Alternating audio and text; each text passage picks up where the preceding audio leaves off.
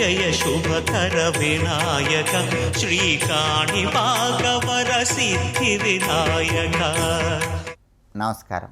ప్రేక్షకులందరికీ శుభోదయం.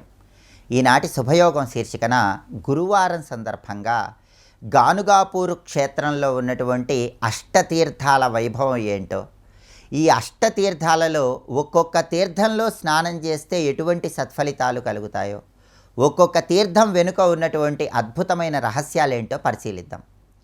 అత్యంత శక్తివంతమైనటువంటి గానుగాపూర్ క్షేత్రంలో ప్రధానంగా 8 రకాలైనటువంటి తీర్థాలు ఉన్నాయి. ఆ తీర్థాల వైభవాన్ని పరిశీలిస్తే గానుగాపూర్ దగ్గర భీమా అమర్జా సంగమానికి సమీపంలో షట్కూల తీర్థము, మనోహర తీర్థము అని 2 ప్రధానమైనటువంటి తీర్థాలు ఉన్నాయి. ఈ 2 తీర్థాల దగ్గర నృసింహ సరస్వతి స్వామివారు అనేక సంవత్సరాల పాటు తపస్సు చేసి తన తపోశక్తిని అద్భుతంగా ప్రోధి చేశారు. కాబట్టి గానుగాపూర్ క్షేత్రానికి వెళ్ళినప్పుడు ఈ షట్కూల తీర్థము, మనోహర తీర్థము ఈ రెండింటిలో స్నానం ఆచరించడం ద్వారా సర్వ పాపాల నుంచి సులభంగా బయటపడవచ్చు. అలాగే ఈ 2 కూడా సంగమం దగ్గరలో ఉన్నాయి. గానుగాపూర్ భీమా అమర్జా సంగమానికి ఉన్నటువంటి అద్భుతమైన వైభవాన్ని పరిశీలిస్తే ఎప్పుడైనా సరే ఏదైనా నది ఉత్తర దిక్కుకు ప్రవహిస్తూ ఉన్నట్లయితే ఆ నదికి శక్తి ఎక్కువగా ఉంటుంది. వారణాసిలో గంగలాగే ఇక్కడ అమర్జా నది కూడా ఉత్తర దిక్కుకు ప్రవహిస్తూ ఉంటుంది. చాలా శక్తివంతమైనటువంటి నది. ఈ అమర్జా నది వెనుక ఒక పురాణ రహస్యం కూడా దాగి ఉంది. ఆ పురాణ రహస్యాన్ని మనం పరిశీలిస్తే ఒకానొక సమయంలో జలంధరుడు అనే పేరు కలిగిన రాక్షసుడు దేవతలతో యుద్ధం చేసి దేవతలందరినీ కూడా సంహరిస్తూ ఉండేవాడు. అప్పటికింకా క్షీరసాగర మథనం జరగలేదు.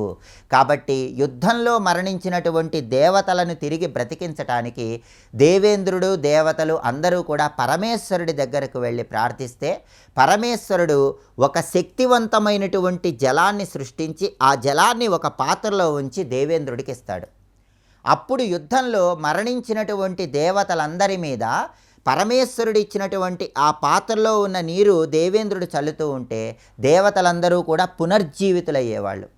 అనుకోకుండా ఒకసారి దేవేంద్రుడి చేతిలో ఉన్నటువంటి ఆ పాత్రలో నీరు కొంచెం ఒలికి భూమి మీద పడింది. అలా పడినటువంటి నీరే అమర్జా నదిగా మారిందని గానుగాపూర్ స్థల పురాణం మనకు తెలియజేస్తోంది. అంటే అన్ని రకాలైనటువంటి అపమృత్యు దోషాలను తొలగింపజేసే శక్తి అమర్జా నదికి ఉంటుంది.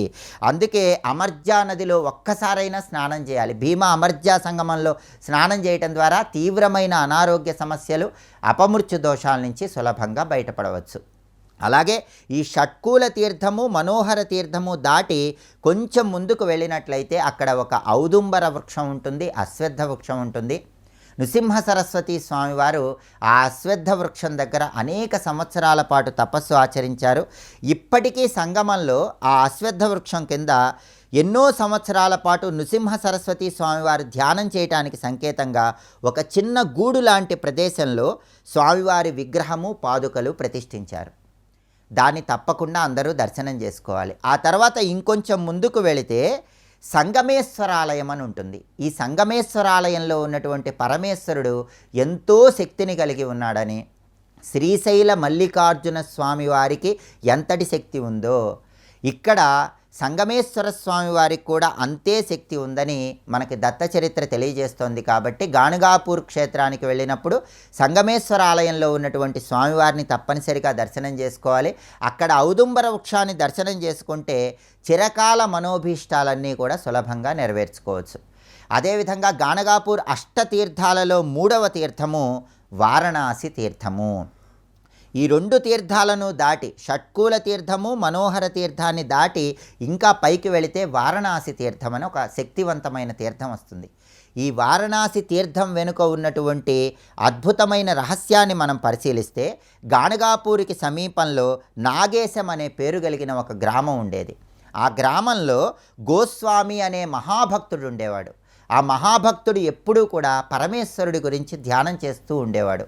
ఒకరోజు ఆ గోస్వామికి సంబంధించిన బంధువులు వారణాసి క్షేత్రానికి వెళ్ళి కాశీని దర్శనం చేసుకుందామని పిలిస్తే, ఇక్కడే నేను వారణాసి క్షేత్రంలో ఉన్నటువంటి ఆ పరమేశ్వరుడిని దర్శనం చేసుకుంటానని పరమేశ్వరుడి గురించి ప్రార్థిస్తే, పరమేశ్వరుడు ఆ గోస్వామి దగ్గర ప్రత్యక్షమయ్యి వారణాసిలో ఉన్నటువంటి మణికర్ణికా ఘాటుని ఇక్కడికి తీసుకువచ్చి ఆ ఘాటు జలాన్ని ఇక్కడ పరమేశ్వరుడు కురిపించాడని, అదేవిధంగా తాను కూడా వారణాసి క్షేత్రంలో ఏ విధంగా ఉంటాడో ఇక్కడ కూడా అదే విధంగా ఉంటానని గోస్వామికి వరమిచ్చాడని మనకి గురు చరిత్ర తెలియజేస్తుంది. అంతటి శక్తివంతమైనటువంటి తీర్థం ఈ వారణాసి తీర్థం.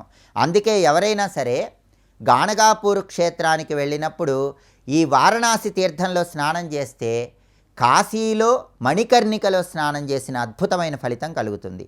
ఇది సాక్షాత్తు మణికర్ణికతో సమానం. కాశీ విశ్వేశ్వరుణ్ణి ధ్యానం చేసి కాశీ విశ్వేశ్వరుణ్ణి దర్శనం చేసుకున్న అద్భుతమైన ఫలితం కూడా ఈ వారణాసి తీర్థం దగ్గర ఉన్న పరమేశ్వరుని దర్శిస్తే కలుగుతుందని మనకి గాణగాపూర్ స్థల పురాణం తెలియజేస్తోంది. కాబట్టి గాణగాపూర్ క్షేత్రానికి వెళ్ళినప్పుడు ఈ శక్తివంతమైనటువంటి తీర్థాలను దర్శనం చేసుకోవటం, ఆ తీర్థాలలో స్నానాన్ని ఆచరించడం ద్వారా విశేషమైనటువంటి శుభ ఫలితాలను సిద్ధింపజేసుకోవచ్చు. జన్మజన్మల పాపాలన్నీ పటాపంచలు చేసుకోవచ్చు. అలాగే రేపు శ్రీరామనవమి పర్వదినం. ఈ సందర్భంగా రామాయణ రహస్యాలు ఏంటో, రామాయణంలో ఉన్నటువంటి ఒక్కొక్క కాండ వెనుక ఉన్నటువంటి ఉపనిషత్ రహస్యాలేంటో, రామాయణం ద్వారా మనం నేర్చుకోవాల్సిన సందేశం ఏంటో పరిశీలిద్దాం. నమస్కారం.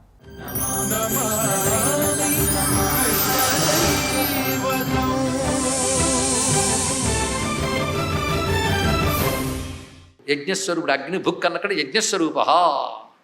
దాంతో అందుకే యజ్ఞపతిర్యజ్వా యజ్ఞో వై విష్ణు అంటున్నాం కదా అక్కడ. అందుకే ఈయన విసర్గలు ఏమిటయ్యా అంటే నరనారాయణులు. ఇది మొత్తం తత్వం, ఇది దీనిలో దాగి ఉన్నదయ్యా అంటూ పరిపూర్ణతమే సాక్షాత్ తేన కృష్ణ ప్రకీర్తిత. మొత్తానికి కృష్ణ అంటేనే పరిపూర్ణుడు, ఇది అర్థం తెలుసుకో. ఎందుకంటే ఒకదాన్ని లీనం చేసుకోవాలంటే లీనం చేసుకునే దానికంటే పెద్దది కావాలి, ఇది తెలుసుకోవాలి. అవునా కదా? ఇప్పుడు టేబుల్ మీద వస్తువు పెట్టారు అంటే తప్పకుండా టేబుల్ వస్తువు కంటే పెద్దది అయితేనే పెడతారు మీరు. ఇది ఆలోచించవలసిన అవసరం. కానీ కనిపిస్తున్న బ్రహ్మాండములు ఎన్ని ఉన్నాయి, నీ లెక్క కొన్నందుతే నీ లెక్క అందరివే ఎన్నో ఉన్నాయి. ఇవన్నీ ఒకళ్ళు ఉన్నాయంటే వాడు వీటన్నిటికంటే గొప్పవాడే ఉంటాడు కదా. కానీ ఎన్ని ఆయనలో ఉంటూ అన్ని ఆయనలో గెలుపుతున్నాయి, అంతే కదా. అదే మనం తినే కవళం మన నోరు కంటే చిన్నదైన లోపలికి వెళ్తుంది, లేకపోతే కొరుక్కునైనా చిన్నది చేసుకుంటాం. కానీ అన్నీ ఆయనలోకి వెళుతున్నాయంటే అన్నిటినీ లోపలికి లాక్కుని ముందు లోపల ఉంచుతాడు, తర్వాత లోపలికి లాక్కుంటాడు. అంతకుముందు లోపలే ప్రకటిస్తాడు, లోపలే ప్రకటించి లోపలే ఉంచి లోపలికి లాక్కుంటాడంటే వీటన్నిటికంటే గొప్పవాడు. అందుకే చెప్తూ ఉంటారు, భూమి కంటే పెద్దది జలమైతే, జలము కంటే పెద్దది అగ్ని అయితే, అగ్ని కంటే పెద్దది వాయువు అయితే, వాయువు కంటే పెద్దది ఆకాశమైతే, దాంతో సహా అన్నీ ఎవళ్ళో ఉన్నాయో వాడు ఇంకా పెద్దవాడు కదా, వాడే పరమాత్మ అని చెప్పారు ఇక్కడ. కనుక వాడు గొప్పవాడి ఉండాలి కదా, వాడు పరిపూర్ణతమః. అంటే కృష్ణ శబ్దానికి అర్థమే పరిపూర్ణతముడు. ఇంతసేపు కృష్ణ కృష్ణ కృష్ణ అంటే అర్థ వివేచనతో చెప్పుకున్నామంటే స్వామి అనుగ్రహానికి పాత్రులమయ్యామని అర్థం, అది తెలుస్తుంది ఇక్కడ. ఎందుకంటే అర్థ వివేచనతో మంత్రాన్ని అనుష్ఠిస్తే కొన్ని లక్షల జపం చేసిన దానికంటే ఫలితం అని పెద్దలు చెప్పారండి ఇక్కడ. అది నిజమైన పురస్చరణ, అది నిజమైన పారాయణం. అందుకు పైగా మరొక అర్థం చెప్తున్నాను విను. లౌకికంగా ఈ అర్థం కూడా చెప్పాలి కదా నేను. శుక్లో రక్తస్తథాపీతో వర్ణోస్యానుయుగం ధృత. అనుయుగం, యుగాలను అనుసరించి మొదటి యుగంలో శుక్లవర్ణంలో, రెండవ యుగంలో రక్తవర్ణంలో, మూడవ యుగంలో పీతవర్ణం. మూడవ యుగం ఏది? కృత, త్రేత, ద్వాపర. కృతయుగం శుక్లవర్ణం, త్రేతాయుగం రక్తవర్ణం, ద్వాపరయుగం పీతవర్ణం. మరి కృష్ణుడు ఏ యుగం? ద్వాపరాంతే కలే రాధౌ బాలోయం కృష్ణతాంగత. ద్వాపర యుగాంతం కలిగారంభం కనుక అప్పుడు కృష్ణతాంగత నల్లని రూపంలో వస్తాడు అని శాస్త్రం చెప్తోంది. అందుకే ఇలా వచ్చాడు. తస్మాత్ కృష్ణ ఇతి ఖ్యాతో నామ్నాయం నందనందన. ఈ నందనందనుడు ఈ విధంగా పేరుతో వస్తాడు. ఇంకా మరికొన్ని పేర్లు కూడా ఉన్నాయని చెప్తున్నాను. ఈయనకి వాసుదేవుడు అని మరో పేరు. వసుదేవుడు కొడుకు అనలేదు అంటే నందుడికి తెలుసో తెలియదో, తెలిసినా తెలియకపోయి రుచి చెప్పేస్తాడు, అది వేరే విషయం. కానీ వాసుదేవుడు అనే మాటకి ఇంకేదో అర్థం ఉంది. ఆ అర్థాన్ని అద్భుతంగా చెప్తున్నాడు. ఒక అర్థం ముందు తత్వపరంగా చెప్పేసుకుంటే అనేకమాలు మనం చెప్పుకున్నాం, మళ్ళీ చెప్పిన దోషం కాదు. వాసు అంటే వసన ధర్మము చేత వాసు అయ్యాడు అంటే ఉన్నవాడు, ఉండువాడు, అన్నిట్లో వసించి ఉన్నాడు. వాసనాత్ వాసుదేవస్య వాసితంతే జగత్రయం సర్వభూత నివాసోసి వాసుదేవ నమోస్తుతే. వాసన అంటే మనం ఏదో సుగంధం గంధం అనుకుంటాం, గంధంకి వాసన కాదు. వాసనం అంటే ఉండుట. గంధం అంతటా ఉంటుంది వ్యాపించి కనుక దానికి వాసన అని పేరు పెట్టాం. కానీ వసన ధర్మము చేత వాసు అంటే ఉండువాడు. అయితే కేవలం ఉండువాడంటే కేవలం అలా ఉండిపోవడమే కాకుండా ప్రకాశమానమై ఉన్నాడు. చైతన్య స్వరూపుడు కనుక చిత్, సత్ చిత్. ప్రకాశ స్వరూపుడు కనుక దేవ, దివ్యతే ఇది దేవ. అందుకే వసన ధర్మాత్ వాసు దివ్యతే ఇది దేవ కలిపితే వాసుదేవ అంటే సచ్చిద్రూప. ఇది అర్థం అంటే ఇక్కడ. అంటే వసుదేవుడు కొడుకుగా పుట్టక ముందు కూడా వాసుదేవుడే. అందుకే మహామంత్రం అది, సామాన్యం కాదు. వాసుదేవ కృష్ణ అంటే పాపాలు పోతాయండి. ఇంకొక అద్భుతమైన అర్థాన్ని చెప్తున్నాడు ఇక్కడ, ఆశ్చర్యకరమైనది. గర్గ మహర్షి చెప్తున్నాడు ఇక్కడ. వసవశ్చేంద్రియానీతి తద్దేవశ్చిత్తమేవహి తస్మిన్ యశ్చేష్టతే సోపి వాసుదేవ ఇతి స్మృత. అద్భుతమైన నిర్వచనం ఇక్కడ. వసవ ఇంద్రియాణి, వసువులు అంటే ఇంద్రియములు. ఇంద్రియములకు వసువులని పేర్లు. ఎందుకంటే ఈ సంపద లేకపోతే మనం ఉండలేం. సరదాగాని కాలు తీసేనా అని అంటే ఒప్పుకోం. ఎందుకంటే అది పెద్ద సంపద, అవి పోకూడదు. ఏమున్నా లేకపోయినా ఉండాలా లేదా, కనుక ఇంద్రియములే వసువులు. అందుకు అయితే ఇంద్రియములకి నడిపించేది ఒకటి ఉంది లోపల, అది అసలు దేవం. దేవ అంటే ప్రకాశింపజేయనివి. ఇంద్రియాలను కూడా ప్రేరేపించేది ఒకటి ఉంది లోపల, అది చిత్తమేవహి, చిత్తం. ఆ చిత్తము 4 విధాలుగా ఉంటుంది కదా, మనోబుద్ధి చిత్త అహంకారములు. అందరూ ఒప్పుకుంటారా లేదా అండి? అంటే కనబడే ఇంద్రియములన్నీ వసువులు, వీటిని ప్రేరేపిస్తూ లోపల ఉన్నది అంతఃకరణం అంటే చిత్తము. ఈ రెండు ఉంటేనే మనం కదా. ఈ రెండు అందరికీ తెలుసు కదా, నాస్తికుడైన ఈ రెండు ఉన్నాయని ఒప్పుకుంటాడు కదా. ఇక్కడ దాకా అందరూ వస్తారు. కనుక వసువులు చిత్తము ఉంది. ఈ వసువుల్ని చిత్తాన్ని కూడా ఎవడు చైతన్యవంతం చేసి నడిపిస్తున్నాడో వాడు వాసుదేవుడు. ఇది అర్థం అంటే ఇక్కడ. అద్భుతమైన మాట. యో బుద్ధే పరతస్తు సహా మాటకి ఏదో అదే ఇక్కడ. ఇంద్రియాని పరాణ్యాహు ఇంద్రియేభ్య పరం మనః మనసస్తు పరాబుద్ధి యో బుద్ధే పరతస్తు సహా. అదే ఇక్కడ చూసారా. అదే భగవద్గీత సాయి ముట్టి అర్థమైపోతే.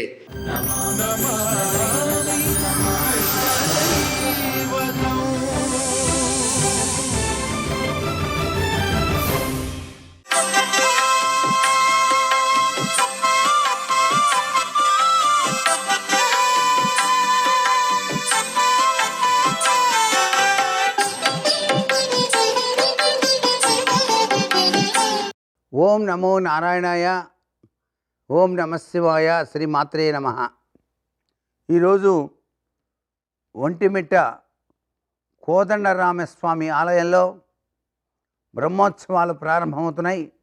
ఒంటిమిట్టలో ఉండేటువంటి శ్రీరామచంద్రమూర్తిని మనసులో తలుచుకొని ఈరోజు రామనామాన్ని తప్పనిసరిగా జపిస్తూ రామకోటి అనేటువంటిది కూడాను మనం ఇంటి వద్ద ఆచరించవచ్చు. రామకోటి వ్రాసేటువంటి విధి విధానాన్ని పాటిస్తే శ్రీరామచంద్రమూర్తి యొక్క అనుగ్రహ పరంపర మన వంశానికి, మన పిల్లలకు, అందరికీ కూడాను ప్రసాదిస్తాడు. ఆ యొక్క మహాపురుష లక్షణాలతో వెలుగొందేటువంటి శ్రీరామచంద్రమూర్తి. రామ అనేటువంటి పదాన్ని ఎవరైతే నిత్యం ఉచ్చరిస్తూ ఉంటారో వారికి అద్వితీయమైనటువంటి అభివృద్ధితో పాటుగా ఆయుష్, ఆరోగ్యం కూడాను చేకూరుతాయి. అంతేకాకుండా మనకి శ్రీరాముడు సకల గుణాభిరాముడు కాబట్టి ఆయన యొక్క మహాపురుష లక్షణాలన్నింటినీ కూడా మనం తలుచుకున్నట్లయితే రామనామ వైశిష్యాన్ని అర్థం చేసుకొని ఆ రామనామంలో దాగిన గొప్ప విశేషార్థాన్ని కూడా అర్థం చేసుకోవాలి. రా అనేటువంటి పదం ఓం నమో నారాయణాయ అనేటువంటి ఆ యొక్క అష్టాక్షరీ మంత్రంలో ఉన్న ముఖ్యమైన అక్షరాన్ని, ఓం నమశివాయ అనేటువంటి పంచాక్షరిలో ఉన్న మా అనేటువంటి అక్షరాన్ని, ఈ రెండింటినీ కలిపి రామగా అందరికీ అందుబాటులోకి తెచ్చారు. సనాతన సంస్కృతి సంప్రదాయంలో శ్రీరామచంద్రమూర్తికి ఉన్నంత గొప్ప విశేషకరమైన ప్రభావాలు, అనిర్వచనీయమైన అనుభూతుల్ని ప్రతి మానవుడికి కూడా కలిగిస్తున్నాయి. కాబట్టి ఒంటిమిట్ట కోదండరామస్వామి వారి ఆలయాన్ని సందర్శించి ఆ స్వామిని మనసు నిండా నింపుకొని భక్తి శ్రద్ధలతో ఆ యొక్క బెల్లంతో చేసినటువంటి వివిధ రకాలైన పదార్థాలని నైవేద్యంగా సమర్పించినట్లయితే సర్వ సంపదలతో మనం తులదూగడానికి ఆస్కారం ఉంటుంది. వడపప్పు పానకం తప్పనిసరిగా నైవేద్యంగా సమర్పించాలి ఈరోజు. సర్వే జనా సుఖినో భవంతు.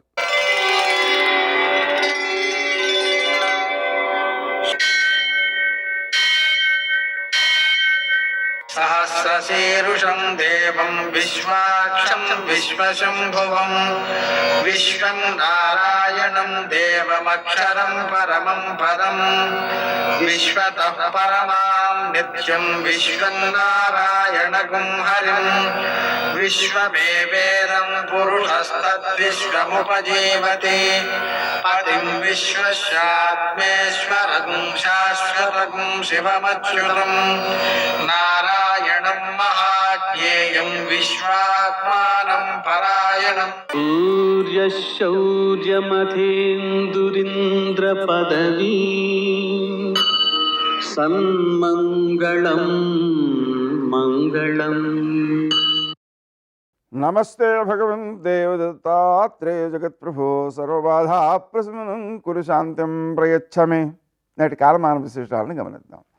స్వస్తి శ్రీ చాంద్రమాన పరాభవనామ సంవత్సరం ఉత్తరాయణం వసంత ఋతువు చైత్రమాసం శుక్లపక్షం గురువారం. సూర్యోదయం 6:04, సూర్యాస్తమయం 6:14. తిథి అష్టమి మధ్యాహ్నం 11:49 వరకు, నక్షత్రం ఆర్ద్ర సాయంకాలం 4:19 వరకు, వర్జం రాత్రి 3:52 నుంచి 5:24 వరకు, దుర్ముహూర్తం ఉదయం 10:07 నుంచి 10:56 వరకు, మరల మధ్యాహ్నం 2:59 నుంచి 3:45 వరకు, అమృతకాలం ఉదయం 6:50 నుంచి 8:21 వరకు, రాహుకాలం గురువారం కాబట్టి మధ్యాహ్నం 1:30 నుంచి 3 గంటల వరకు, అష్టకౌర్క రీత్యా శుభప్రదమైన సమయం ఉదయం 8 గంటలకి.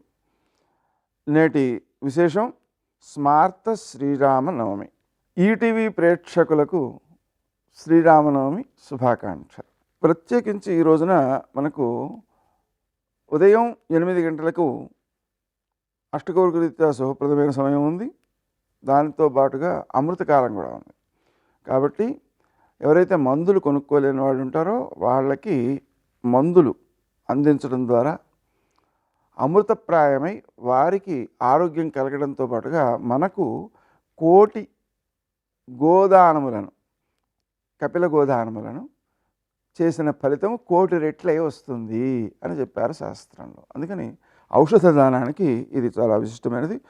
విశేషించి ఈరోజు స్మార్తులకు శ్రీరామనవమి అంటే మధ్యాహ్న కాలంలో శ్రీరాముడు పుట్టాడు కాబట్టి ఆ సమయానికి మనకి నవమి వచ్చింది కాబట్టి ఆ రోజున మనం శ్రీరామనవమి ఉత్సవాన్ని చేసుకోవాలి. శ్రీరామనవమి ఉత్సవాన్ని సందర్భంగా ఏం చేయాలి అంటే రామునికి, భరతునికి, శత్రుఘ్నునికి, లక్ష్మణునికి పూజ చేసి పాలు నివేదన చేయాలి.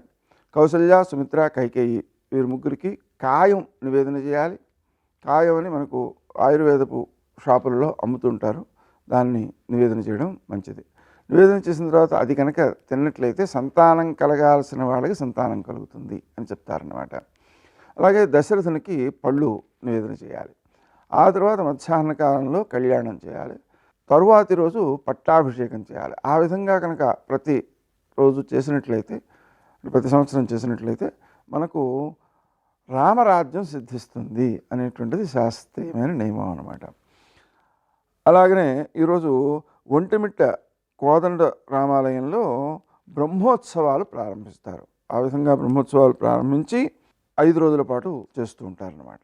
శ్రీరామనవమి సందర్భంగా మనం శ్రీరాముని పూజించడంతో పాటు పితృతర్పణములను ఇవ్వడము, ఉపవాసం ఉండడము చేయడం ద్వారా మోక్షం సిద్ధిస్తుంది అని ధర్మశాస్త్రం చెబుతోంది. దాని ప్రకారం ఆచరించడం విశేషమైన సత్ఫలితాలను అందజేస్తుంది. నేటి ఆణిముత్యాలు.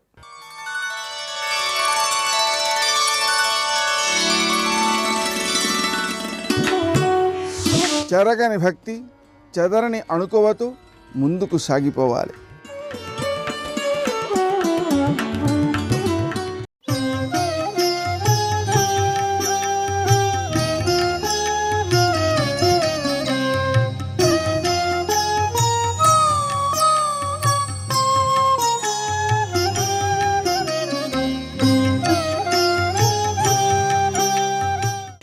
గరుత్మంతుడు ఈసారి నీ జోలికి రాడు. ఎందుకు రాడో తెలుసా? నీ పడగల మీద నా పాదముల ముద్రలు ఉంటాయి. నువ్వు పడగ విప్పినప్పుడు నా పాదముద్ర కనపడుతుంది. నా పాదముద్ర కనపడితే గరుడు వెళ్ళిపోతాడు అని అనుగ్రహించాడు. పరీక్షణ్ మహారాజు భాగవతం వింటే అలా ఇలా వినడం. ఎంత చిన్న విషయం విడిచిపెట్టినా సరే ఆయన ఊరుకోడు. గరుత్మంతుడు ఈయన జోలికి వస్తాడు, రమణక ద్వీపానికి వెళ్ళు, ఇప్పుడు రాడు అని ఎందుకన్నాడు? అంతకుముందే ఏమైనా గొడవ ఉందా వీళ్ళిద్దరికీ అని అడిగాడు. అలా అడిగేవాడు ఉంటే కదూ చెప్పడం, లేని దానికి ఎందుకు? కాబట్టి వెంటనే శుకబ్రహ్మ అన్నారు, ఒకానొకప్పుడు సముద్రంలో రమణక ద్వీపంలో ఉండేవాడు కాళీయుడు. అక్కడే అనేకమైనటువంటి నాగజాతులు ఉండేవి, పాములు. పాముల పట్ల భయం కలిగినటువంటి మనుష్యులు ఒక ఒప్పందం చేసుకున్నారు. ఒక్కొక్క ఇంటి నుంచి ప్రతిరోజు మధుర పదార్థాలు, పాలు తీసుకొచ్చి చెట్ల మొదట్లో ఉంచేవారు. పాములు మనుష్యుల ఇళ్లల్లోకి, మనుష్యుల జోలికి వెళ్లకుండా అవి తిని బ్రతుకుతూ ఉండేవి. గరుత్మంతుడు ఒక నియమం పెట్టాడు, పాములన్నిటినీ చంపి తినను, నేను వచ్చినప్పుడు మీకు వచ్చినటువంటి ఆహారంలో నాకు వాటా ఇవ్వాలి. అలా వాటా ఇచ్చిన పావుల జోలికి వెళ్ళేవాడు కాదు, అది తిని వెళ్ళిపోతుండేవాడు. కాళీయుడు అహంకరించాడు, నా అంతవాణ్ణి నేనెందుకు ఇస్తాను వాటా, నేను ఇవ్వనన్నాడు. గరుత్మంతుడు వచ్చాడు. కాళీయుడు ఇవ్వకపోగా వచ్చిన గరుత్మంతుడి మీద పడగలెత్తి 101 పడగలతో కాట్లు వేశాడు. గరుత్మంతుడికి ఆగ్రహం వచ్చి తన ఎడమ రెక్కతో ఒక్క దెబ్బ కొట్టాడు. 101 తలలు బద్దలైపోయి నెత్తురు కక్కి గరుత్మంతుడు చంపేస్తాడన్న భయంతో రమణక ద్వీపాన్ని విడిచిపెట్టి తిన్నగా ఇక్కడికి వచ్చి ఈ కాళింది మడుగులో పడుకున్నాడు. ఇక్కడికి గరుత్మంతుడు రాడు. ఎందుకు రాడు? సౌభరి అనబడేటటువంటి మహర్షి ఈ మడుగులో నించుని తపస్సు చేశాడు. చేసినప్పుడు ఆయనకి అందులో ఉండేటటువంటి ప్రాణులన్నిటి పట్ల మమకారం ఏర్పడింది. అందులో ఉన్న చేపలకి రాజు ఉండేవాడు. ఒకప్పుడు గరుత్మంతుడు ఆ సరస్సు దగ్గరికి వచ్చి చేపల రాజుని తినేశాడు. చేపలన్నీ ఏడిచాయి, మా రాజుని తినేశాడు గరుత్మంతుడని. ఆహారానికి అతడు తిన్నా అవి ఏడిచాయి. ఏడిస్తే సౌభరి, అయ్యయ్యో నేను ఇక్కడ ఉన్నాను, పాపం వీళ్ళు ఏడుస్తున్నారని బాధపడి గరుత్మంతుడికి శాపం ఇచ్చాడు, నువ్వు ఎప్పుడైనా ఈ మడుగులోకి వచ్చి చేపలు తింటే నువ్వు మరణిస్తావని. అందుకని గరుత్మంతుడు ఇక్కడికి రాడు. ఇది కాళీయుడికి ఒక్కడికే తెలుసు. అందుకే కాళీయుడు ఇక్కడికి వచ్చి పడుకున్నాడు.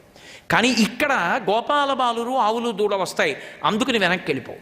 గరుత్మంతుడు ఇప్పుడు నీ జోలికి రాడు. ఎందుకు రాడు అంటే, నీ పడగలు విప్పినప్పుడు నా పాదముద్రలు కనపడతాయి, నా పాదముద్రలు కనపడితే వెళ్ళిపోతాడు గరుడు. గరుడుడికి అప్పటికీ ఇప్పటికీ ఆ శక్తి ఉంటుంది. ఇప్పటికీ కూడా ఆయన అనుగ్రహిస్తే, ఆయన వేదం భగవానుని యొక్క వాహనం, గరుడ దర్శనం అయిందనుకోండి, వేద దర్శనం అయినట్టు అద్భుతమైన దర్శనం. ఆతతపక్షమారుత వ్రయకంపిత ఘూర్ణితాచల వ్రాత మహర్ణ ఉండు అంటాడు నన్నయ్య గారు భారతంలో.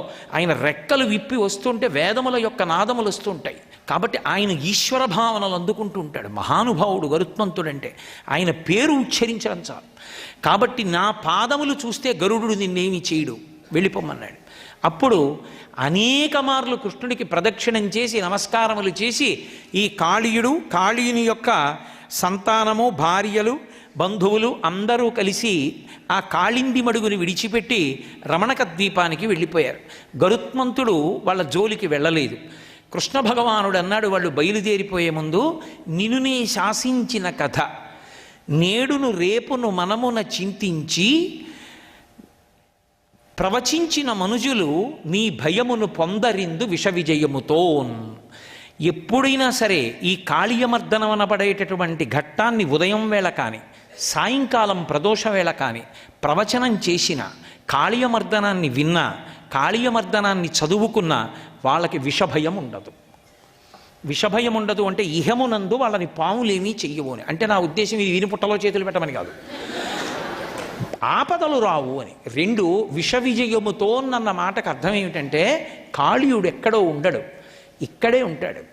అందుకే మనకి ఆధ్యాత్మికత యందు 2 పాములు ఉంటాయి. ఒకటి మంచి పాము, ఒకటి చెడ్డ పాము. ఒకటి మంచి పాము, పాము ఒకటే, అది మంచి పాము, చెడ్డ పాము అంటారు. అందుకే మీరు చూడండి, నాగాభరణము లేకుండా దేవతలు ఉండరు. నాగ యజ్ఞోపవీతం అని నాగాన్ని యజ్ఞోపవీతంగా వేసుకుంటారు. నాగకుండలధరం, పరమశివుడు నాగకుండలాలు పెట్టుకుంటాడు. అలాగే నాగ వడ్డాణం పెట్టుకుంటారు దేవతలు. ఇప్పటికీ ఎవరికైనా రాహువు కేతువు యొక్క దోషం జాతకంలో ఉన్న, శనీశ్వర గ్రహం యొక్క ప్రభావం చాలా విశేషంగా ఉన్న అలాంటి వాళ్ళకి ఉపశాంతి కావాలి అంటే అత్యంత తేలిక మార్గం ఏమిటి అంటే, జ్ఞానప్రసూనాంబ అమ్మవారు శ్రీకాళహస్తి దేవాలయంలో నాగవడ్డాణం పెట్టుకుంటుంది. పడగ ఇలా ముందుకొచ్చి ఉంటుంది. వెళ్ళి ఒక్కసారి ఆ నాగవడ్డాణం పడగ వంక చూసొస్తే చాలు, గ్రహములు ఉపశాంతి పొందుతాయి. అంత శక్తివంతం జ్ఞానప్రసూనాంబ పెట్టుకున్న నాగవడ్డాణం పెట్టుకుంటారు. పాము శ్రీ మహావిష్ణువుకి శయనము, శ్రీ మహావిష్ణువుకి చాందిని గొడుగు. ఆయన ఒకసారి లక్ష్మణుడు, ఒకసారి బలరాముడు, ఇన్ని రకాలుగా అనుగమించాడు. పాము పైకి లేచిందనుకోండి, ఊర్ధ్వముఖ చలనం చేస్తే తేజస్సు ఓజస్సు అయిందని గుర్తు. తేజస్సు అంటే మనం తిన్న ఆహారంలోనే పరమేశ్వరుడు కొంత భాగాన్ని తేజస్సుగా మారుస్తాడు, ఆ తేజస్సుగా నింపుతాడు శరీరంలో. దాన్ని రోహిణీ శక్తి అంటారు. రోహిణి అన్న పేరుతో దేవత ఏం చేస్తుందంటే అమ్మవారు దాన్ని తేజస్సుగా మారుస్తుంది. ఒక పుష్పవాటిక వేశాడు, పోలెడన్ని పూల చెట్లు పెంచాడు కష్టపడి. సువాసనాభరితములైనటువంటి అనేక పువ్వులు పూసాయి. ఇప్పుడు ఆ పువ్వులన్నీ తెచ్చాడు, అందులో ఉన్నటువంటి సౌరభాన్నంతటినీ పిండాడు, సువాసనని. ఒక 10 చుక్కలు అత్తర్ తయారైంది, మంచి సువాసనాభరితమైన అత్తరు. ఇప్పుడు దీన్ని తీసుకెళ్ళి మురుగుడు గుంటలో పోశాడనుకోండి. ఇన్నాళ్ళు చేసిన ప్రయత్నం ఏమైంది? కష్టపడి భగవదర్పితమై మితాహారమై సాత్వికమైన ఆహారమును స్వీకరించి చేసిన సాధన చేత రోహిణీ స్వరూపంగా పరదేవత శరీరంలో తేజస్సుగా మారిస్తే దాన్ని గ్రామ్యమైన సుఖముల కొరకు అదుపు లేకుండా అధోముఖంగా క్షయం చేసుకున్నవాడిది చెడ్డపాము అని సంకేతిస్తారు. కాబట్టి తేజస్సు ఓజస్సుగా మారితే పాము పైకి లేచిందని గుర్తు. ఈ ఊర్ధ్వముఖ చలనం చేసింది పాము అంటే గుర్తు ఏమిటంటే వాడు ఈశ్వరుడి వైపుకి ప్రయాణం చేస్తున్నాడు అని. కాబట్టి కాళీయుడు 101 పడగలు విషంతో నిండిపోయాయి అన్న మాటకి గుర్తు ఏమిటంటే తేజస్సు అంతా గ్రామ్యమై అధోముఖమై సంసారమునందు మగ్నమై అజ్ఞానమునందు వ్యవహరించింది, ఉన్న స్థానము భ్రష్టమైపోయింది. అందుకే పూర్వమైన జీవితం ధర్మచక్రాన్ని అతిక్రమించాడు. ధర్మచక్రమని ఈశ్వరుడు ఒకటి పెట్టాడు, అది తిరుగుతూ ఉంటుంది ఇప్పుడు. ఆయనే దేవతల్ని పెట్టాడు, ఆయనే మనుష్యుల్ని పెట్టాడు. మనుష్యుడు కావలసినవన్నీ దేవతలు ఇస్తారు, వర్షం పడేటట్టు దేవతలు చేస్తారు. వర్షం వలన పాడి పంటలు ఉంటాయి. ఇప్పుడు వచ్చినటువంటి పదార్థాన్ని మొట్టమొదట యజ్ఞం చేసి యజ్ఞంలో హవిస్సుగా దేవతలకు ఇవ్వాలి. దేవతలు తిని తృప్తి పొంది వర్షం కురిపిస్తారు. వర్షం చేత పంట వస్తే మళ్ళీ యజ్ఞం చేసి దేవతలకి కొంత ఇవ్వాలి, మళ్ళీ దేవతలు వర్షం కురిపిస్తారు. ఇది చక్రం తిరుగుతూ ఉంటుంది. ఇందులో అతిక్రమించాడు అనుకోండి ఈశ్వర శాసనాన్ని, నేను అసలు ఇవ్వను పెట్టను అన్నాడు అనుకోండి, దేవతలు ఆగ్రహిస్తారు, ఉపద్రవం వస్తుంది. సర్వం శ్రీ ఉమామహేశ్వర పరబ్రహ్మార్పణమస్తు. స్వస్తి.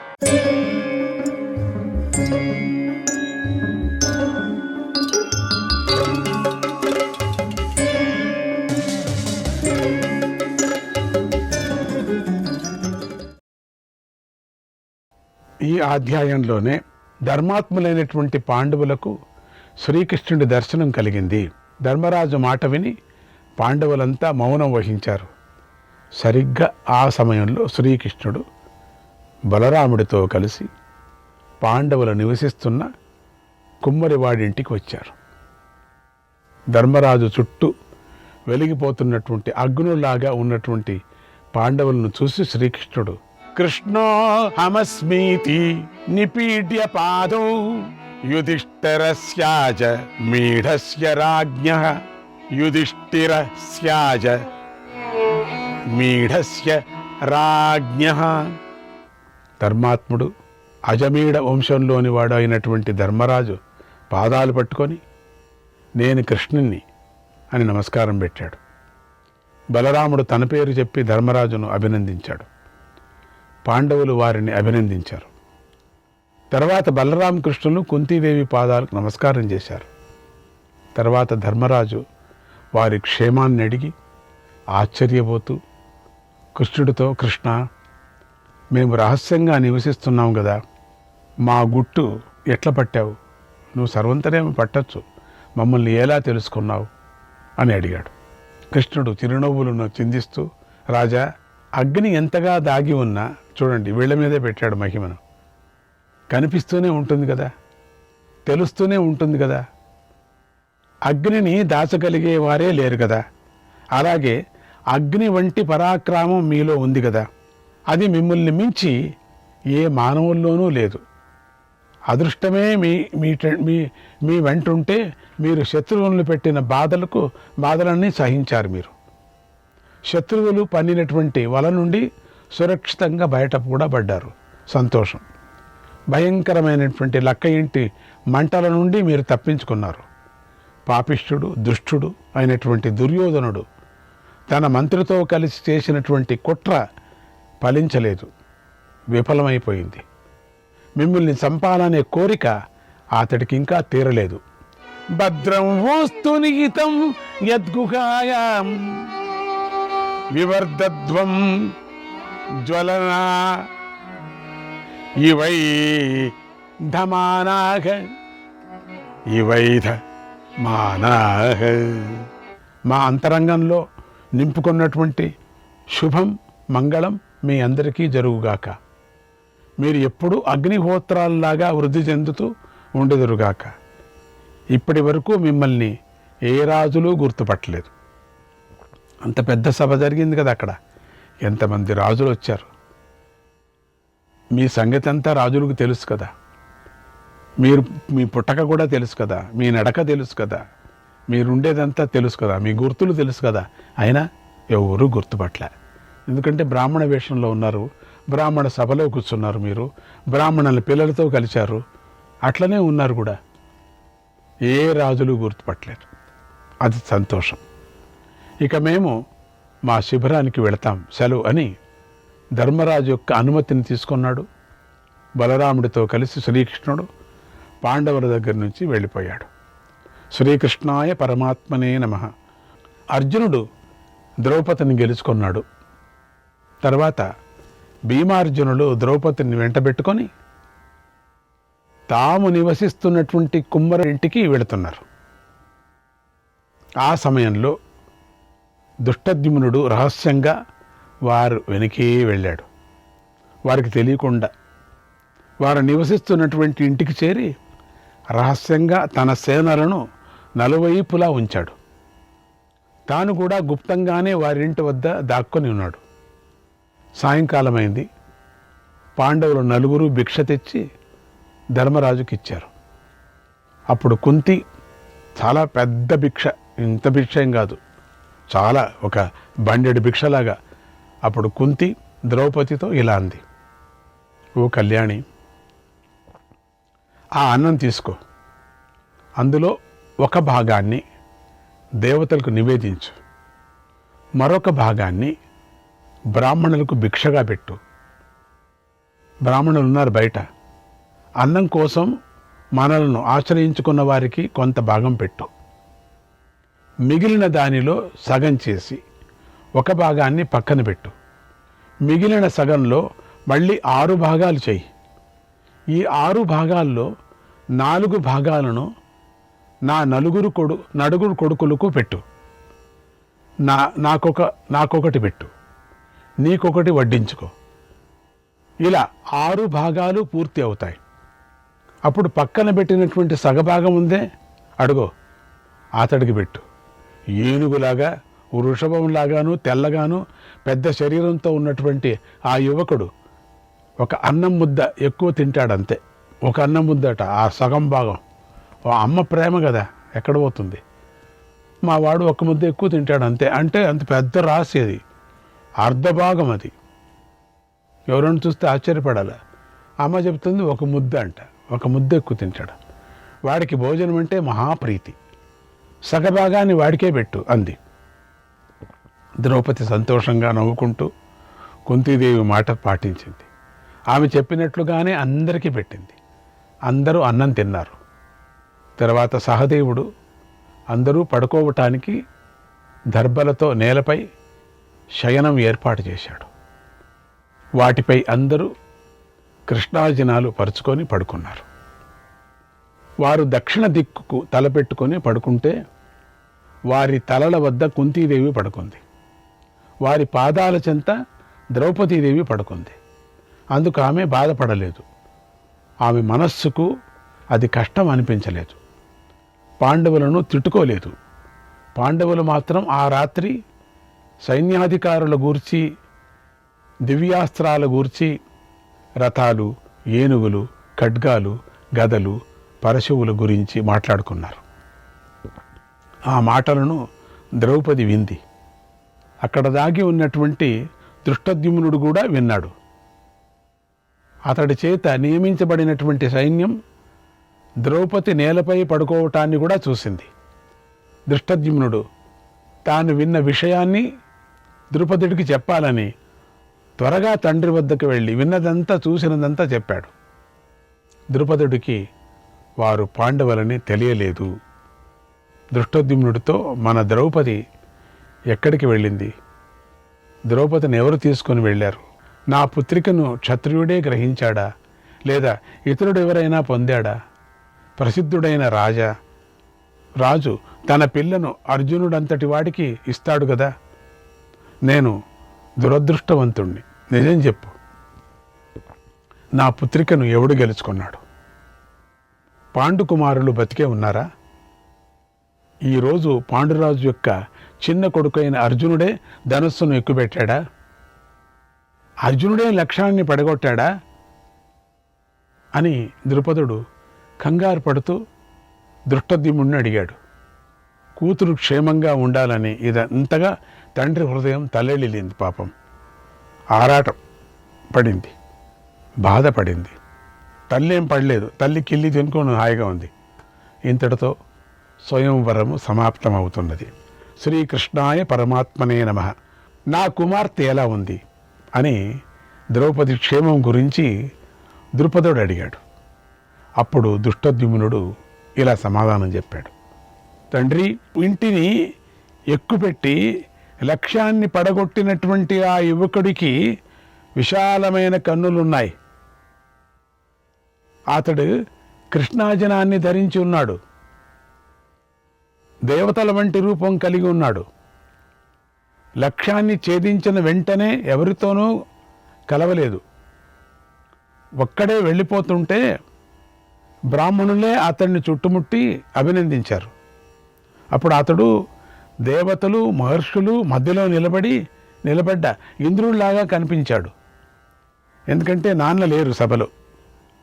ఎందుకంటే ద్రౌపది వెళ్ళేది ఇష్టం లేదు, చూడటానికి ఇష్టం లేదు. చాలామంది బంధువులు చాలా దగ్గరగా ఉండేవాళ్ళు వెళితే ఎయిర్పోర్ట్కి అంతా వెళ్ళరట, చూడటానికి అయ్యలేదు వెళ్ళటానికి అని చాలామంది వెళ్ళరట. అందుకనే వెళ్ళలేదు కాబట్టి ఇదంతా చెప్తున్నాడు. అతి వేగంగా సభ నుండి వెళ్ళిపోయాడు. అది తెలుసా నీకు? ద్రౌపది ఎంతో సంతోషంగా అతడి వెంట వెళ్ళింది. అది సహించలేనటువంటి కొందరు రాజులు కోపించారు. 4 వైపుల నుంచి వారిపై దాడి చేశారు. అప్పుడు వారిలో రెండవ వాడు పెద్ద చెట్టును పీకి దానితో వారిని వధించాడు. ఎదిరించిన రాజులను యముడి వద్దకు పంపించాడు కొంతమందిని. మహారాజా, వారు చంద్రసూర్యుల్లాగా ప్రకాశిస్తూ ఉన్నారు. రాజులు చూస్తూ ఉండగానే ద్రౌపదిని తీసుకొని వెళ్ళిపోయారు. తర్వాత నగరం వెలుపల గల కుమ్మరి ఇంటిలోకి వెళ్ళారు. ఆ ఇంటిలో ఒక స్త్రీ ఉంది. ఆమె అగ్నిశిఖలాగా వెలిగిపోతుంది. బహుశా ఆమె ఆ వీరుల తల్లి కావచ్చు. ఆమె దగ్గర మరో 3 వీర పురుషులు ఉన్నారు. వారు కూడా అగ్నిజ్వాలలాగా ప్రకాశిస్తూ ఉన్నారు. ద్రౌపదిని తీసుకొని వెళ్ళినటువంటి 2 వీరులు తల్లి పాదాలకు నమస్కారం చేసి ద్రౌపదిని నమస్కారం చేయమని ఆదేశించారు. నమస్కారం చేసిన తర్వాత ద్రౌపదిని తల్లికి అప్పగించి వారు భిక్ష తేవటానికై వెళ్ళారు. వారు తిరిగి వచ్చి అన్నాన్ని ఇచ్చారు. తర్వాత ద్రౌపది వారి తల్లి చెప్పినట్లుగా భిక్షను మొదటిగా దేవతలకు నివేదించింది. తర్వాత బ్రాహ్మణులకు తృప్తిగా పెట్టింది. ఆ తర్వాత వారి తల్లికి వారికి వడ్డించి తాను తింది. భోజనాలు పూర్తి అయ్యాయి. అందరూ పడుకున్నారు. మన ద్రౌపది మాత్రం వారి పాదాల దగ్గర పడుకుంది.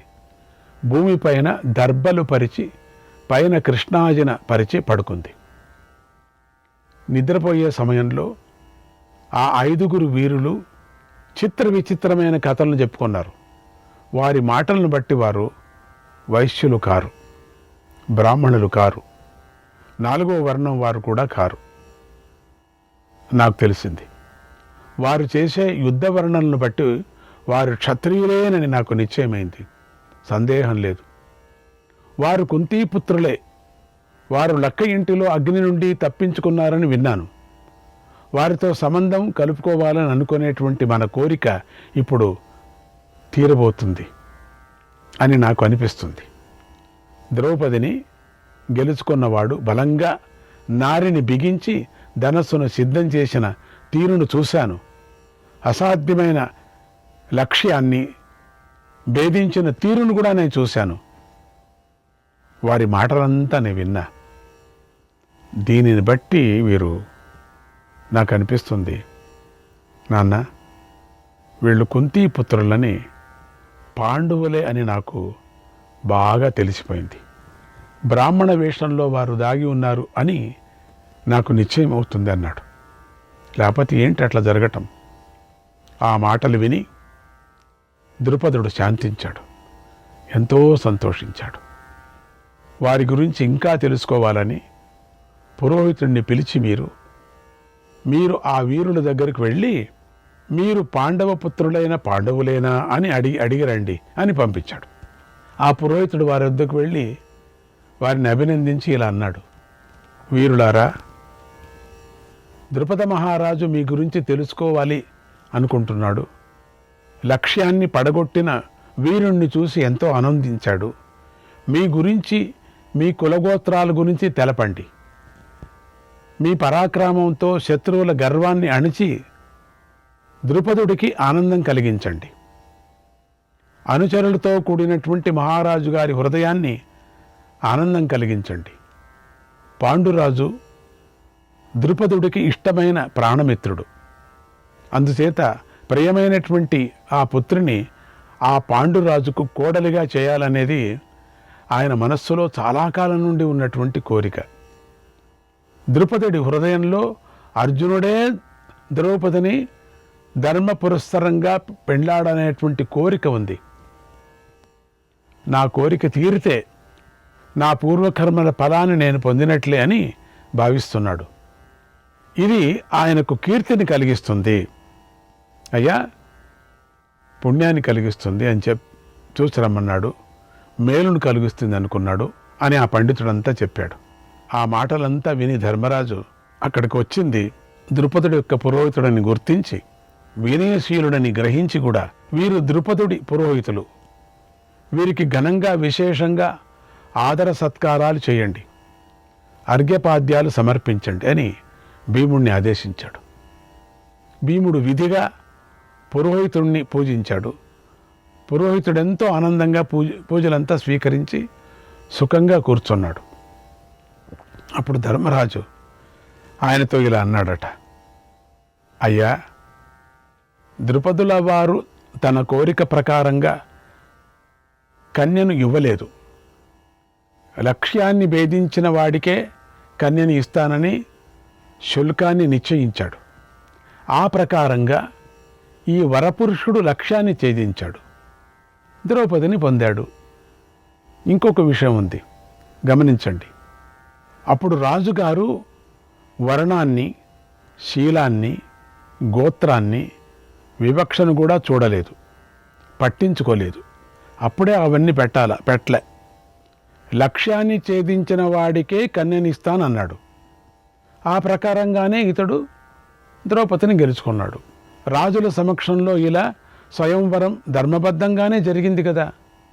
కనుక మీ రాజుగారు బాధపడవలసిన పని లేదు, ఆందోళన చెందవలసిన పని లేదు.